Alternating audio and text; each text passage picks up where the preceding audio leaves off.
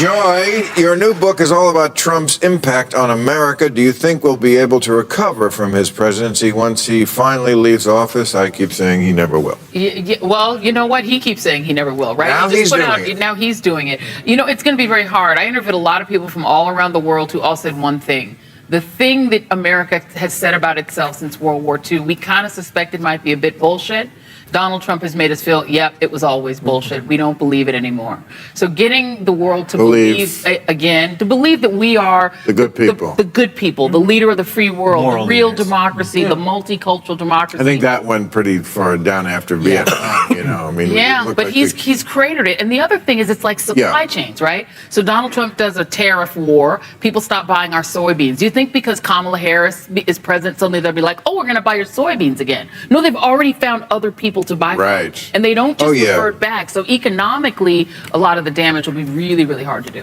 Okay. In a fiery and thought-provoking discussion on Overtime with Bill Maher, the outspoken host and his panelists tackled some of the most pressing political and cultural issues of the moment. Among the standout moments was a heated debate over former President Donald Trump's lasting impact on America. MSNBC host Joy Reid passionately argued that Trump's presidency had severely damaged the nation's global reputation, leaving America struggling to reclaim its standing as a democratic leader. She warned that even after Trump leaves office, the scars on the country's economic and political landscape would be difficult to heal. This debate was just one of many moments where Maher and his guests clashed over the challenges facing modern democracy, the role of social media in political discourse, and the responsibility of political leaders to take action. With a panel featuring Seth MacFarlane, Adam Gopnik, and Max Brooks, the conversation ranged from free speech controversies on Twitter to the growing disillusionment with institutions. As Maher often does, he pushed back against what he sees as the extremes of both political sides, challenging the left's reliance on figures like Robert Mueller to rein in Trump's influence. As real time continues to be a battleground for unfiltered political discussion, this episode highlighted the deep divisions not just between left and right, but within the left itself, proving that even among those critical of Trump, there's no single path forward in America's political future. Okay, Seth, what are your thoughts on Twitter's new policy that it will label the tweets of national figures that break the platform's rules?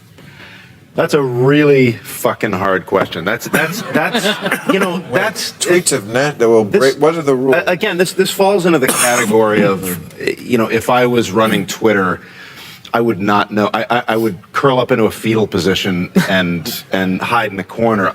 It's the hardest question in the world to ask because it's you want absolute freedom of speech, but at the same time, Twitter's impact and the impact of Facebook and the impact of social media is undeniably potent. So there is some regulatory responsibility to prevent the dissemination of bullshit information. But how do you go down that road? It's the only advice I can give is to the people up top is just use your brain, you know, case by case. I don't know how to.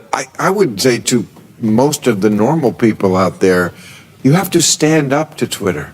Yeah. That's what has to happen. That's what liberals are not doing. They do it privately. The problem is that's easier said than done because you have the press that latches on to it for the sake of clickbait. I don't know. We got to stick together. A better educated public wouldn't be as susceptible to it. I mean, they've tried this all over the world. Russia has, and it's been more potent here. And I think we also need to be responsible to push back on a personal level. I mean, I had a friend once who posted an article on Facebook that said the Russians are feeding people in Aleppo. Why aren't we doing that? Well, I clicked on the link, went to another link, which went to Bashar al-Assad's website.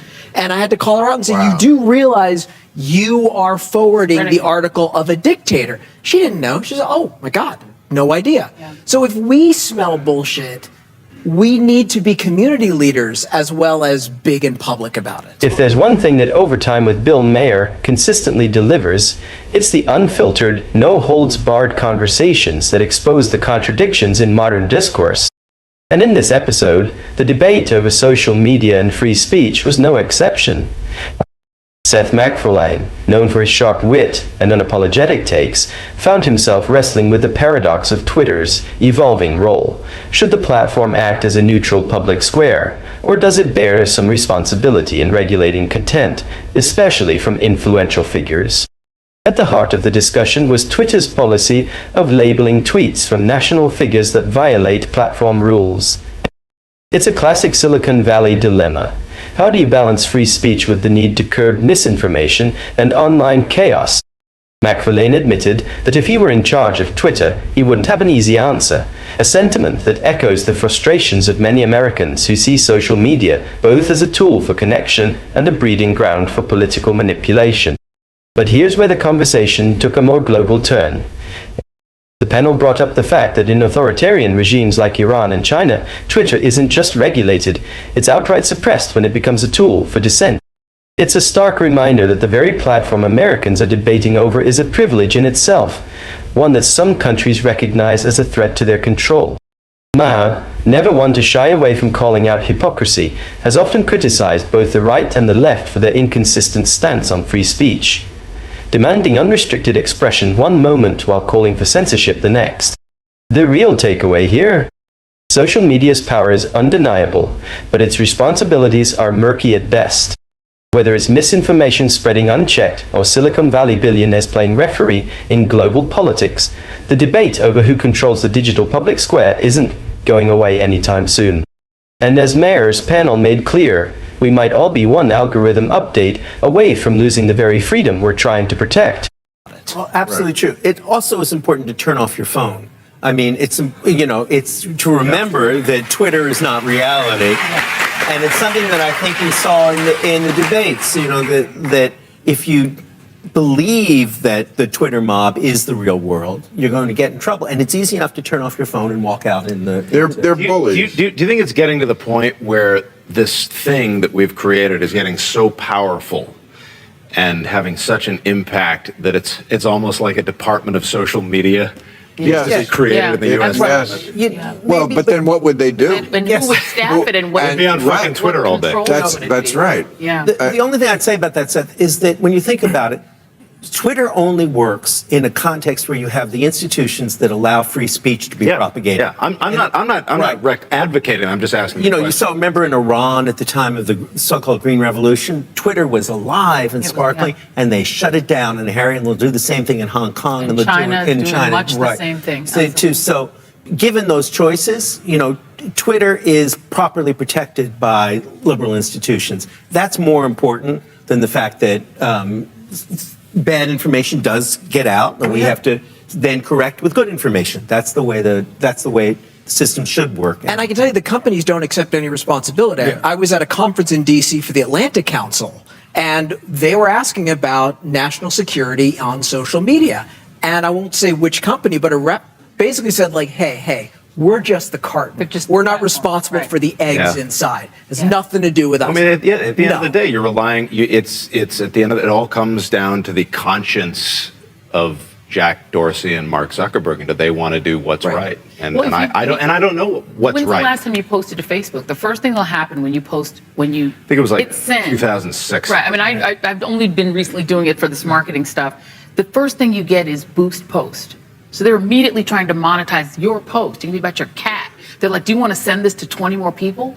$30, you can do it. I mean, they are trying to make money based on how many people use it, even if the people aren't real people. They don't care if they're humans. They don't care if it's a, troll farm in, Dubrovsk. They don't care. Right. They just want the money. And so the problem is saying they're just a platform. They're not. No. They're also monetizing us. We're not the customer. We're the product. Okay. So. If the internet has proven anything, it's that the truth is often an afterthought in the race for engagement. Overtime with Bill Maher took a hard look at this digital Wild West, where misinformation spreads like wildfire and social media companies are more than happy to fan the flames as long as it boosts profits. The panel's discussion was a sobering reminder that in the age of viral content, responsibility doesn't just lie with the platforms, it falls on all of us. One of the more striking points made was about the casual recklessness with which people share information. A few clicks later, the source was traced back to a propaganda website directly linked to the Assad regime. A takeaway: Most people don't fact check. They see an eye-catching headline, a dramatic claim, and hit share without a second thought. In an era where information is currency, it's shocking how little effort goes into verifying it. But can we really blame the users when the platforms themselves are structured to prioritize engagement over accuracy? As Maher's panel noted, social media giants don't care whether a post is factual. They care whether it keeps you scrolling. Facebook's algorithm doesn't distinguish between a well-researched article and a conspiracy theory. It just sees what gets the most clicks, reactions, and shares. And as long as outrage is profitable, misinformation will remain a thriving business model. This is where public responsibility comes in. If we want a more informed society, we need to be more discerning consumers of information. That means verifying sources, questioning narratives, and frankly being a little less trigger-happy with the share button. The internet has given everyone a voice, but with that power comes the duty to use it wisely. And if we don't, we might wake up one day to find that truth itself has become just another casualty of the algorithm. Thanks for tuning in to this deep dive into overtime with Bill Maher. If you enjoyed the discussion and want more thought-provoking analysis on politics, media, and culture, make sure to like, comment, and subscribe to the channel. Hit that notification bell so you never miss an update. Your support keeps the conversation going, so let us know your thoughts in the comments below. Do you agree with the panel's takes on social media, misinformation, and free speech? Let's keep the discussion alive. See you in the next one.